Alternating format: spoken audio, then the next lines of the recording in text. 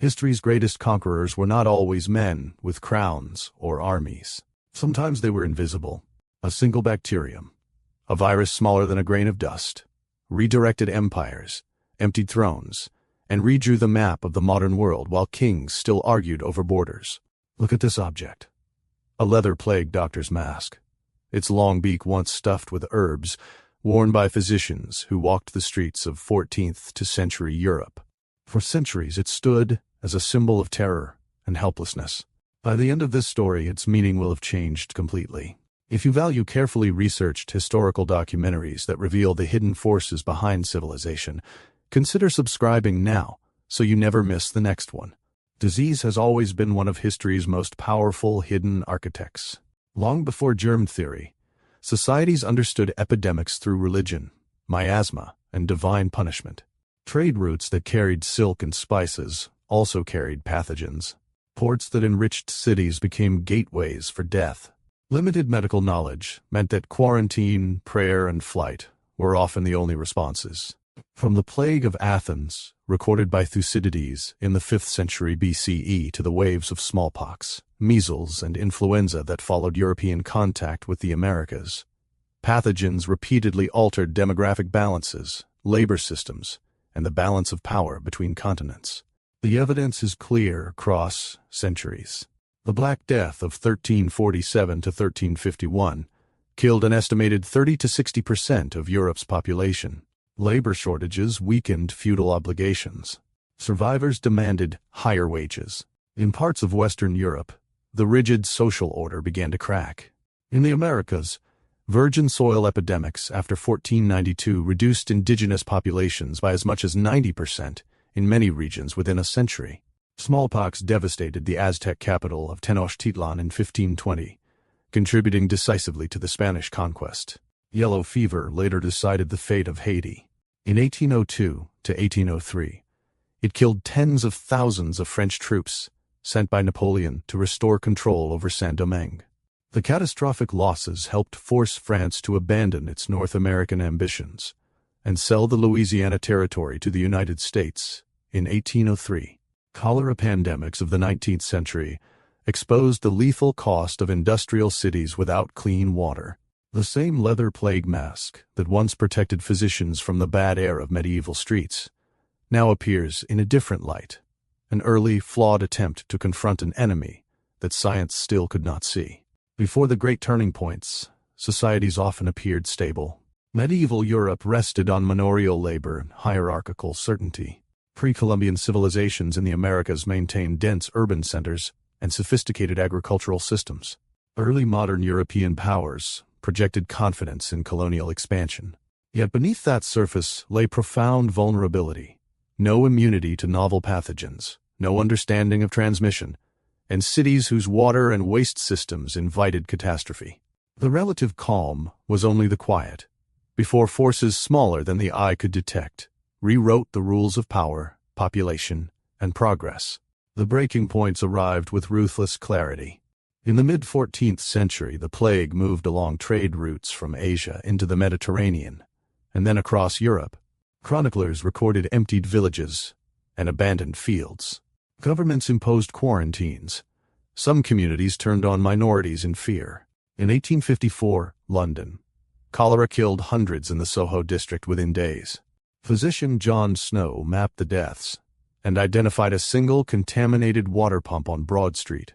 Authorities removed the pump handle. The outbreak subsided. If you appreciate history grounded in documented evidence rather than speculation, take a moment to like this video. It helps these carefully researched stories reach more viewers. Yet knowledge advanced slowly, and denial often traveled faster.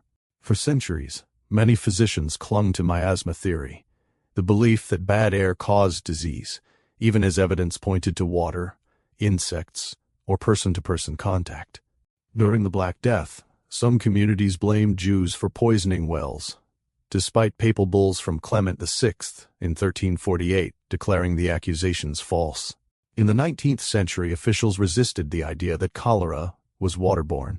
Political and economic interests sometimes delayed sanitation reforms. Public fear and incomplete science created long periods of silence, and costly mistakes.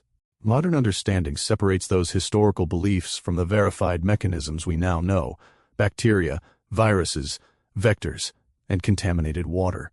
Humanity's response unfolded across generations of careful observation, courage, and institutional change. Edward Jenner's 1796 smallpox vaccination work built on earlier folk practices of inoculation and laid foundations for one of medicine's greatest successes. The World Health Organization declared smallpox eradicated in 1980. John Snow's mapping of cholera in 1854 established principles of epidemiology still taught today. His documented conclusion remains precise.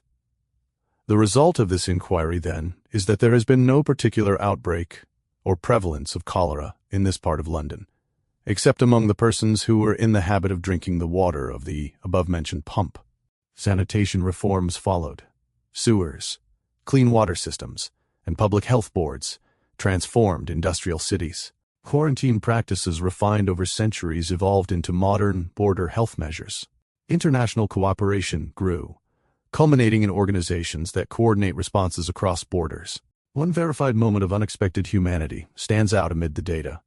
During the height of the 1854 outbreak, Snow continued his investigation despite widespread skepticism from medical authorities. He walked the streets, interviewed the bereaved, and pressed officials until the pump handle was removed. That quiet persistence saved lives and shifted scientific thinking. The plague doctor's mask returns one final time. Once a symbol of helplessness and mystery, it now marks how far understanding has traveled, from herbs stuffed in a beak to vaccines, antibiotics, epidemiology, and global surveillance systems. The object that once represented fear now reminds us of the long, unfinished effort to confront what we cannot see. These diseases permanently altered the modern world. Labor systems shifted after the Black Death. Colonial outcomes and the territorial shape of the United States were influenced by smallpox and yellow fever. Urban planning, municipal water systems, and public health institutions emerged in direct response to cholera and other 19th century epidemics.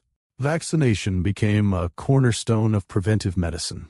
International health organizations grew from the recognition that pathogens ignore borders. Everyday life, clean water from a tap, childhood immunization schedules, the expectation that cities can contain outbreaks, rests on lessons paid for in earlier centuries. The question that remains is whether humanity truly absorbs those lessons or merely waits until the next invisible force arrives. Do we remember the cost of denial, the value of evidence, and the quiet work of those who mapped the unseen? Or do we allow memory to fade until history forces the same reckonings again? If this documentary deepened your understanding of the forces that shaped our world, subscribe for more rigorously researched history. Share your thoughts in the comments. Which disease's impact surprised you most? And do you believe we have learned enough? Watch another documentary from this channel to continue the journey. Some of history's greatest architects were never seen by the naked eye.